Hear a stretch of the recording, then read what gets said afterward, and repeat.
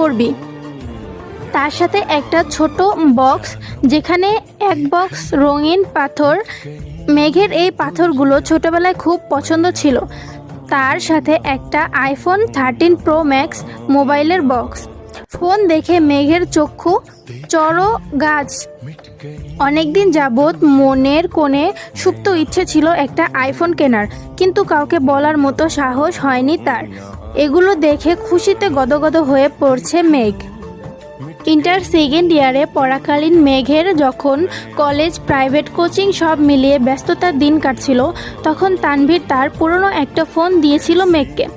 সিমটাও ছিল তানভীরের। বাসার মানুষের বাহিরে শুধু 3-4 জন বন্ধু বান্ধবী নাম্বার ছিল এই ফোনে।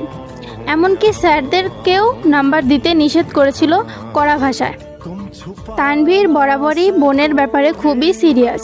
ভাইরা বোনকে শাসন করে ঠিক আছে, কিন্তু তানভীর বোনকে একটু বেশিই শাসন করেছে এত বছর। এইচএসসি পরীক্ষা চলাকালীন সময় তানভীরকে খুব সাহস করে বলেছিল, ভাইয়া পরীক্ষা শেষ করে আমার একটা নতুন ফোন কিনে দিবা। অগ্নিদৃষ্টিতে তাকিয়েছিল তানভীর, যেন মস্ত বড় অন্যায় করে ফেলেছে। তারপর মেঘের নতুন ফোনের আশা পুরোপুরি ছেড়ে দিয়েছিল। আজ সে না চাইতেই আইফোন পেয়ে গেছে, ল্যাপটপ পেয়ে গেছে। এ যেন মেঘ না চাইতেই জল। আনমনে ভাবছে, মনে হয় তানভীর ভাইয়া বলেছে ফোন আনতে আর ল্যাপটপ আনতে, না হলে উনি কিভাবে জানবে আমার ফোন নেই। এদিকে 1 ঘন্টা যাবৎ ফোনে মনোযোগ দিয়ে কি যেন কাজ করছে আবির। হঠাৎ আদি দৌড়ে এসে দরজায় দাঁড়ায়। আদি, ভাইয়া তোমায় খেতে ডাকছে।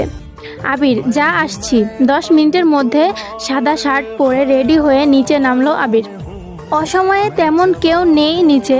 বিকাল 4টা বাজে। সবার খাওয়া শেষ অনেক আগেই। মালিহা খান বসেছিল ছেলের জন্য। ছেলের ফিটফাট হয়ে রেডি হওয়া দেখে মালিহা খান জিজ্ঞাসা করলেন, কোথাও যাবি? আবির বলল, হ্যাঁ একটু কাজ আছে। আবির চুপচাপ খাচ্ছে। ছোটবেলা যা যা সে পছন্দ করত সব রান্না হয়েছে আজ। সব খেতে পারেনি, যতটুকু সম্ভব খেয়ে উঠে পড়েছে। এর মধ্যে তানভীর হাজির হয়েছে। শান্ত কণ্ঠে বলল, ভাইয়া রেডি আমি। কখন যাবা? নাকি লেট হবে? এখনই বের হব। মালিহা খান রান্নাঘর থেকে ডেকে বলছেন, গাড়ি নিয়ে বের হবি না, চাবি নিয়ে যা। গাড়ি লাগবে না আম্মু। 2 ভাই বের হয়ে গেল। যৌথ পরিবারগুলো সবচেয়ে আনন্দময় সময় হলো সন্ধ্যাবেলা। বাড়ির সকলে মিলে হৈ হৈ করে বিকালের নাস্তা খাওয়া, একটু টিভি দেখা, খেলাধুলা করা, আড্ডা দেওয়া। সমস্যা শুধু বড় ভাই তানভীর সবসময় মেঘকে চোখে চোখে রাখে। কি করছে কি না করছে, কখন খাচ্ছে, পড়াশোনা করছে।